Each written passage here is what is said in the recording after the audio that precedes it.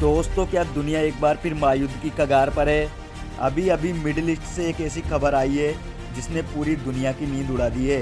Iran ने पहले straight of Hormuz को खोला और कुछ ही घंटों बाद राष्ट्रपति ट्रंप की एक धमकी ने सब कुछ पलट कर रख दिया। अब हार्मुज की खाड़ी बारूद के ढेर पर खड़ी है और सबसे डरावनी खबर यह है कि भारत के 4 विशाल तेल टैंकर इस तनाव के बीच फंस गए हैं। आखिर ट्रंप और ईरान की सीगो वार में भारत का क्या होगा, चलिए जानते आज के इस वीडियो में। दोस्तों, मिडिल ईस्ट में तनाव एक बार फिर चरम पर है। ईरान ने स्ट्रेट ऑफ हार्मुज को फिर से खोलने के अपने फैसले को पलटते हुए वहां कड़े प्रतिबंध लगा दिए हैं। इसका मतलब है कि वैश्विक तेल सप्लाई पर संकट के बादल अब और गहरे हो गए हैं। ये सब शुरू हुआ अमेरिकी राष्ट्रपति ट्रंप के उस कड़े रुख के बाद, जिसमें उन्होंने साफ कर दिया कि ईरान की घेराबंदी जारी रहेगी। ट्रंप का अल्टीमेटम सीधा था, जब तक ईरान परमाणु समझौते पर अमेरिका की शर्तें नहीं मानता, नौसैनिक नाकेबंदी खत्म नहीं होगी।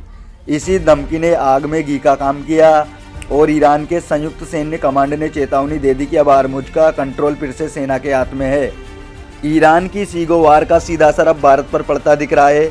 ब्लूमबर्ग की रिपोर्ट के मुताबिक भारत के 4 बड़े तेल टैंकर सनमार हिराल्ड, देश गरिमा, देश वैभव और देश विभोर को बीच रास्ते से वापस मुड़ना पड़ा है। ये जहां दुबई से भारत की ओर बढ़ रहे थे, लेकिन अब ये ईरान के केसम आइलैंड के पास फंस गए हैं। हैरानी की बात यह है कि ईरान के विदेश मंत्री अब्बास अराची ने दावा किया था कि सीज फायर के दौरान रास्ता खुला रहेगा, लेकिन ज़मीनी हकीकत कुछ और ही है। हालांकि रात की बात यह है कि संकट के बीच अब तक भारत के 8 टैंकर सुरक्षित निकल चुके हैं, लेकिन बाकी जहाज़ों के लिए खतरा बरकरार है। ईरान की रणनीति अब शीशे की तरह साफ है। अगर अमेरिका उसका आर्थिक गला घोटेगा तो ईरान पूरी दुनिया की सप्लाई लाइन काट देगा। उसने साफ कर दिया है कि जब तक उसके बंदरगाहों की नाकेबंदी नहीं हटती, वो किसी भी जांच को गुजरने नहीं देगा। अब पूरी दुनिया की नज़रें 21 अप्रैल की डेडलाइन पर है।